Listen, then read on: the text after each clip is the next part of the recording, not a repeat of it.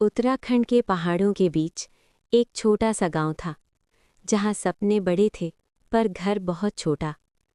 उस घर में रहती थी गौरी, सिर्फ 18 साल की, पर जिम्मेदारियों में उम्र से कहीं ज्यादा बड़ी। माँ पहले ही उसे छोड़कर जा चुकी थी और अब उसके पिता बिस्तर पर पड़े थे। दवा के पैसे नहीं, घर की छत टपकती हुई, और दिल में एक ही डर, कहीं मैं अपने पिता को भी न खो दूं। लेकिन हर सुबह वो आंसू नहीं, विश्वास लेकर उठती थी। गांव के पुराने पत्थर के मंदिर में वो रोज जाती थी।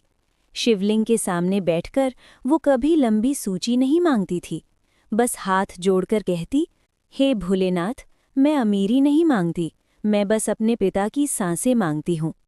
लोग कहते थे भगवान सबकी नहीं सुनते, पर गौरी को यकीन था, अगर पुकार सच्ची हो तो स्वयं शिवा भी सुनते हैं। एक दिन मंदिर असाधारण रूप से शांत था।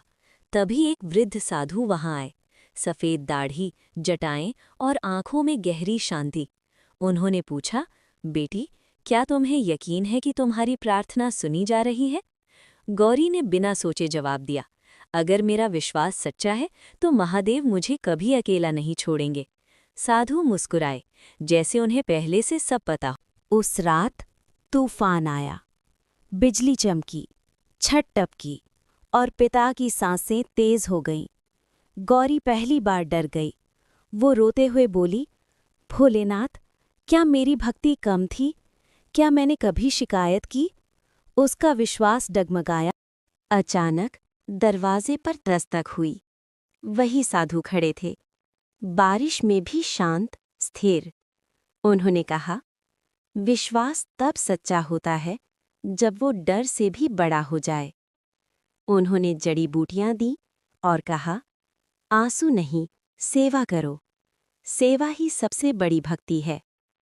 उनकी आंखों में जैसे पूरा आकाश समाया था। धीरे धीरे आशा से भरी आवाज।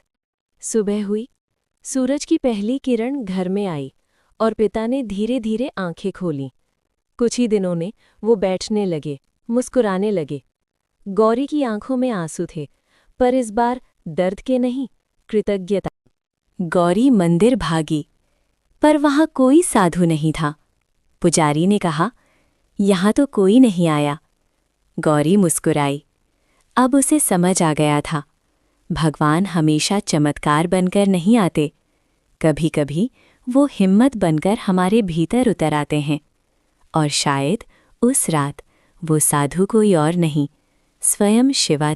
भक्ति का मतलब चमत्कार देखना नहीं, भक्ति का मतलब है अंधेरे में भी दीप जलाए रखना। अगर विश्वास सच्चा हो तो महादेव देर से आते हैं, पर खाली हाथ नहीं आते।